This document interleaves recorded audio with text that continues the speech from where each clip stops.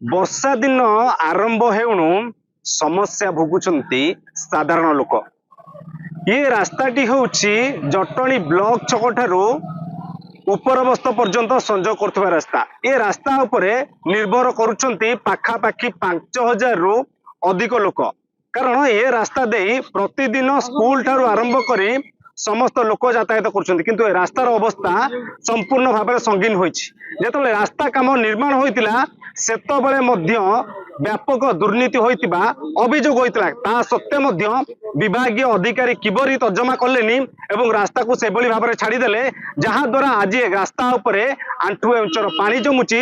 ବର୍ଷା ସମୟରେ ଯିବା ଆସିବା କରିବା ମଧ୍ୟ ମୁସ୍କିଲ ହୋଇ ପଡୁଛି।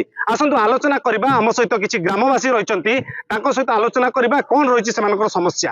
ଆଜ୍ଞା, କଣ କହିବେ, ସମସ୍ୟା କଣ ରହିଛି ଯେ ଯୋଉଥିପାଇଁ ବର୍ତ୍ତମାନ ଆପଣ ମାନେ ଏଠି ଠିଆ ହେଇଛନ୍ତି ଏବଂ କଣ ଦେଖୁଛନ୍ତି ମୁଖ୍ୟ ସମସ୍ୟା କଣ? ये तो बर्तमान एठी चलप्रचल करिया बहुत मुश्किल हो गलानी। ए रास्ताटा होची गोटे मुख्य रास्ता जोटा कि पंचायत रु म्युनिसिपालिटी की कनेक्शन करिछि। आ या ऊपर दुईटा पंचायत आ 10 नंबर वार्ड रो बहुत लोक व्यस्तबहुल रास्ता एटा भी मध्य आर्डीर जेकोसी अधिकारी भी याकू देखिकी जानि पारुथिबे माने कोन परिस्थिति, किंतु से कोनोसी भी एक्शन नौ नांती।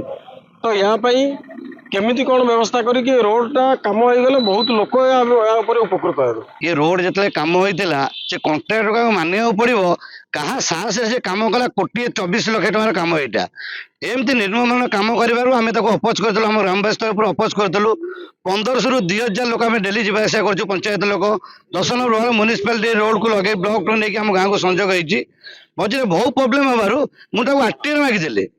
आरटीआई मागिलु आम 4-5 जन मिसिक आरटीआई मागिला बहुत लिटिगेशन पर कम टी कला रूल अच्छी 5 वर्ष जाके एमाने रिपेयरिंग करेंगे भल मंद बुझे मानिया पड़े जेईकी से जेईर पादली दरकार आज्ञा से जेईकी जब आम आखिरे आगे देखू से जेईकी पचारू घर गला एमती रास्ता जावास कर जेईकी आज्ञा डाकतु एक्जिक्यूटिव डाकतु जो प्रकार हईराण से आमको कर कंट्राक्टर केते पैसा से खाई आरंभ करने भितर निम्नमान काम कले आम यह ऑफिस जनइलु कंट्राक्टर दृष्टिगोचर कलु कला भी से काम जाहिताई कि करदेले किंतु ये आज फल आज भोगुचु से निम्नमान काम सहित आज आम फल भोगुचु आंठे आंठे पानी पिला चला जिते आमर पिला स्कूल पिला कॉलेज पिला यपटे साइकल आम गरीब श्रेणी ग्रामवासी हिसाब से ये साइकल रे यातायात कर सब बेले एक्सीडेंट एते बारंबार एक्सीडेंट होची रास्ता सकाशे।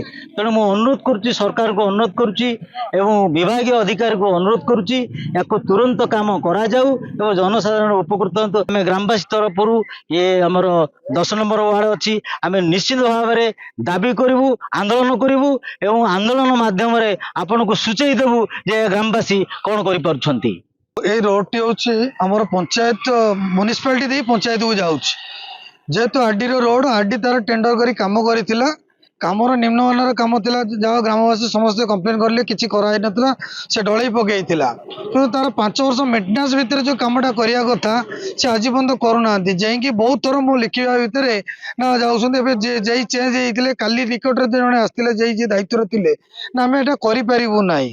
जदि करि न परिबो ताले रोड केमिति लोक जिबे केमिति चलिबो जदि न करि पारछ हम म्युनिसिपालिटी हैंड ओवर कर दियो आमे हमर एतिक रोड अछि आमे करि देबो मात्र 1 किलोमीटर एटी गोटे पार्क अछि स्कूल अछि से भी आरडी गोटे कल्याण मंडप एटी करूछथि तार भी तार वर्तमान नाही काम करि पारनथि आरडी जेई जे दायित्व अछथि जा एक्जिक्यूटिव इंजीनियर अछथि ताकर टोटल यहाँ पर पडु नाही पदक्षेप ताको बारंबार एमपी महोदय मैडम एमपी मैडम कही एमएलए कही रोड को तदारख करने बर्तमान से करूना शुणुना कर्णपात करूना तेणु ये रोड काली आज पर्यंत नहरला आम मुख्य रास्ता को बंद करूँ।